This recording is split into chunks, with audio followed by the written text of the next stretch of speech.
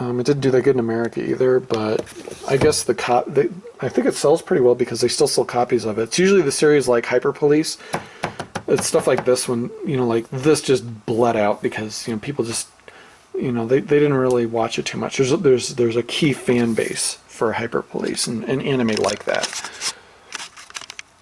Let's see here. Okay, Helsing. This is the original TV series that Gonzo made, which is awesome. Everyone loves Helsing. And then obviously Helsing Ultimate.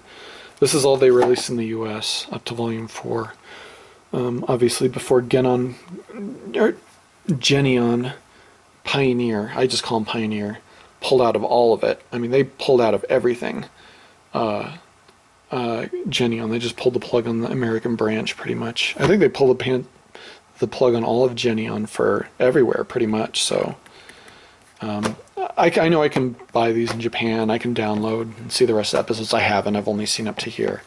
But I'm hoping anybody, Funimation, somebody will buy the licenses for the rest of this and buy it. Because I know the fan base for this is amazing. If they come out with the rest of this, people will buy it. They will because it's just too popular. It's just amazing that they haven't. But these are those special, like they're all the steel cased. Special edition, whatever, limited edition, 2-disc set thingies. Hopefully, if Funimation ever, because Funimation is pretty much the only other studio that could afford to release something like this. Hopefully, whatever studio does re-release these, or actually Bandai could do it too. Bandai or Funimation could do it, but they'd keep this continuity and release the steel boxes so I can complete my collection. If not, whatever.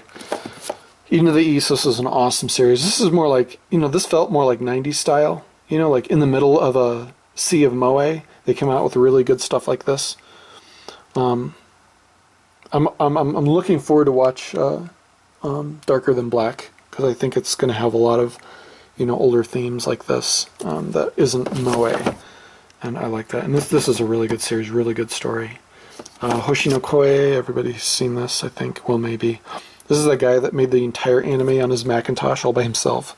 I mean, I'm sure he had some studio help for sounds and stuff, but supposedly he made like 90% of this on his Macintosh all by himself for the most part, and it took him like a long time.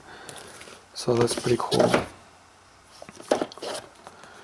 Honono Labyrinth. This is extremely rare. You can still buy it. I look them up sometimes to see if you can still buy them, but you can't buy them like directly from Amazon. It's from some third party or used or whatever is all you can find it. They didn't make many copies of this. This is one of the funniest animes I've ever seen. Extremely sexually intense, but all of the sex themes are used for insanely aggressive comedy. It's just so well done. It's only 2 episodes. That's it. That's all it is. 2 episodes, but it's so amazing. I already know that it bombed in Japan, but man, it bombed here because I know you can't buy it anywhere. But it's awesome. If you see it and you can get a good price on it, pick it up. It's really fucking funny. It really is. Hell's Moving Castle. This is a great series, or movie. Sorry. I think everybody's seen this. Miyazaki. I don't really have to touch on Miyazaki at all. I'll just brush over the title so you can see him. Pompoko, that's Ghibli, that's not Miyazaki.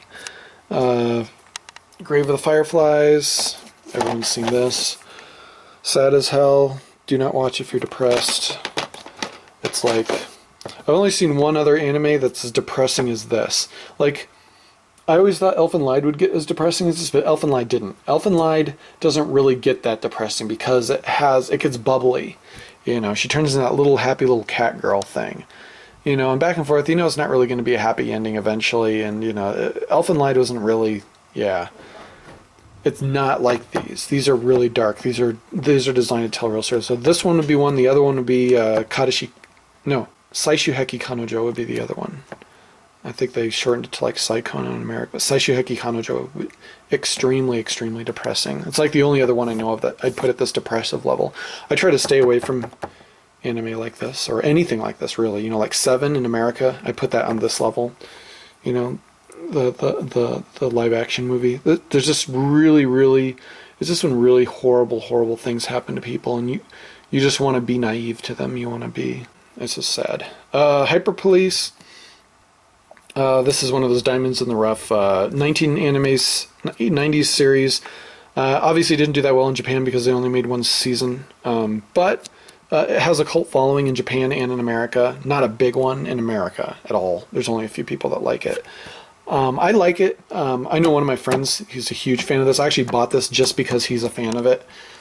He's such a huge fan of it that I had to check it out. It'd be dumb not to. So, but you know, kind of like Digidu, I had to order separate volumes. I had to find them from different places around because I couldn't find them all in one place. But yeah, I've had the full collection for a while though.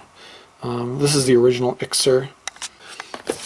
Ixer and Ixer Reborn. These are two different studios. Anime Works released the original Ixer. And this is Ixer Reborn, kind of like retelling of the original Ixer. And they eventually made. So like, it's funny. These are the originals, and these are on DVD. But they never released the good Ixer, which is Ixalion, which is the good one. I'd have to pull out my box. I have it in storage right now. But, I mean, Ixalion, if you guys haven't heard of it, it is awesome. It is freaking awesome. To this day, I've never seen anything like it. The voice actor, the Sayu that does Goku's voice for Dragon Ball, does all the voice for all the Ixer units in Ixalion. But just amazing. Not in these though. These are not Ixalion at all. These are prequels. These are before that happens. Ixalion was made after these. Ixalion bombed in Japan, I know, because I can't find it anywhere. I mean, I looked everywhere in Japan. I looked all over the place in Japan. I was searching and searching and searching. I couldn't find it. I've been looking for it online. If any of you know of a place to find Ixalion on DVD, tell me. Tell me if it, assuming it's not some insanely outrageous price, I'll definitely order it and get it imported. Let's see, Idol Project. This was huge cult when this came out. I know a lot of people that had this on Laserdisc. God, this was insanely cult. This is during, God, what is this? This is like 1997? 1996? This is pretty old. I remember when it was brand new, though. Brand new. Idol Project, pretty cool. It takes place in some fantastical world where, random heroine, Cinderella-ish character works her way up to become, the idol or whatever. But it's all with crazy comedy, and it's just crazy. It's like Digichara. They just do crazy, psychotic, random things during it, and all the characters just going batshit crazy the whole time. It reminds me a lot of Galaxy Angel. A lot like it. Just crazier. Now then, here and there. This was pretty good. It doesn't catch me as one of those things that I remember. I mean, I bought this thing for like $5. It's not the best ever. I know it's a cult classic and stuff. I don't think I appreciate it as much as other people. There might be some backstory to it that I don't know about. Maybe that the mangas fill in, but I didn't get too much out of it. I know the story was pretty good, but the ambience of it and the atmosphere were kind of random and weird. So yeah. Initial D. Everybody knows Initial D. Initial D is fucking awesome. If you don't own Initial D, everyone should have Initial D. This is good.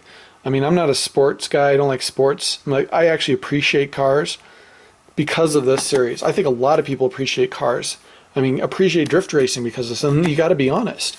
A lot of people never even heard of drift racing. A lot of people never heard of drift racing until they saw this series. A lot of other people that are big into cars and stuff, I'm sure they heard of it and, saw like little drift racing things in, Japan that would come out and whatever. But, I mean, this is what really brought real mainstream attention to drift racing. Well, not really mainstream, but, all the people that, watch anime or, watch Japan closely. This is what really let you know what drift racing was like and stuff.